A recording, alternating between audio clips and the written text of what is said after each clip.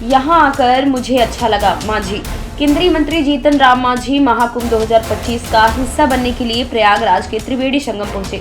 केंद्रीय मंत्री जीतन राम मांझी कहते हैं कि भारत भक्ति की भूमि है, अपनी संस्कृति के लिए प्रसिद्ध है। इसे विश्व गुरु कहा जाता था। आज हम देख रहे हैं कि चंद लोगों की वजह से हमारी भक्ति में बाधा आ रही है। ऐसे में करोड़ों लोग संगम पर एक साथ आकर पवित्र डुबकी लगा रहे हैं और अपनी भक्ति प्रदर्शित कर रहे हैं। यहाँ आकर मुझे अच्छा लगा।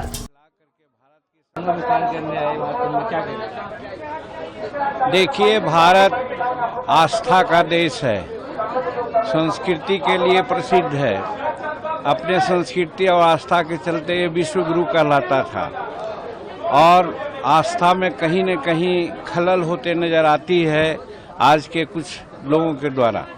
वैसी परिस्थिति में ये संगम पर स्नान करके, संगम पर करोड़ों लोग जुट करके आस्था को दिखलाते हैं और दिखला करके भारत की संस्कृति को अक्षुण्ण रखने का एक प्रण लेते हैं।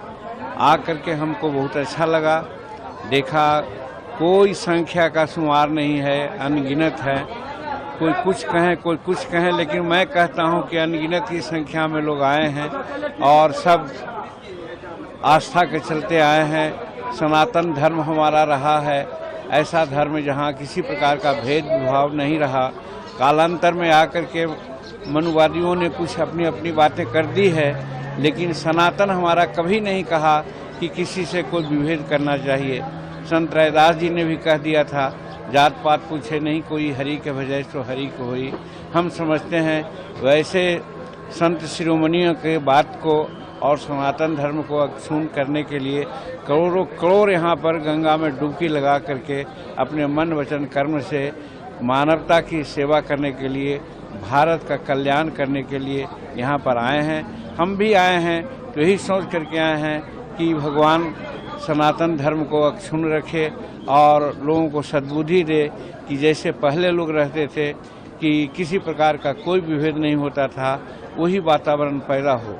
और दूसरी बात, हम उत्तर प्रदेश के योगी सरकार को हम बहुत प्रशंसा करते हैं कि आज इतनी बड़ी भीड़, इतने बड़ा इंतजाम शायद संसार में ऐसा कभी नहीं हुआ होगा, जहां 60 करोड़ के आसपास लोग आए होंगे और कुछ अपवाद छोड़ करके शांतिपूर्वक एक काम संपन्न हो रहा है।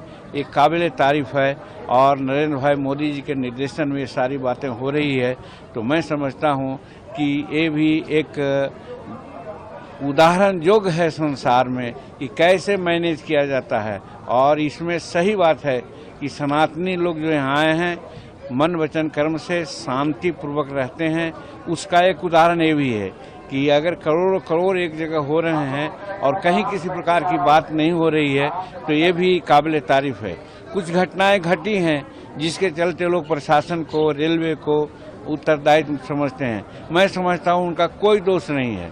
हम मनुष्य में आपाधापी की जो प्रवृत्ति होती है, हम एक दूसरे को सहअस्तित्व से सोचते नहीं हैं। हम आगे तो हम आगे के क्रम में कुछ ऐसी बातें घट जाती है। आज हम गाड़ी से भी आ रहे थे तो हम देख रहे थे कि बल्लात कुछ मोटरसाइकिल वाले पार हो जा रहे हैं, कुछ ऑटो वाले पार हो जा रहे हैं, कुछ आदमी पार हो रहे हैं। अगर गाड़ी कंट्रोल न करे तो शायद एक्सीडेंट हो सकती थी। मेरा कहने का मतलब, अपने संयम को जो खोते हैं तो कुछ घटनाएं घट जाती है। इसमें प्रशासन का कोई दोष नहीं है।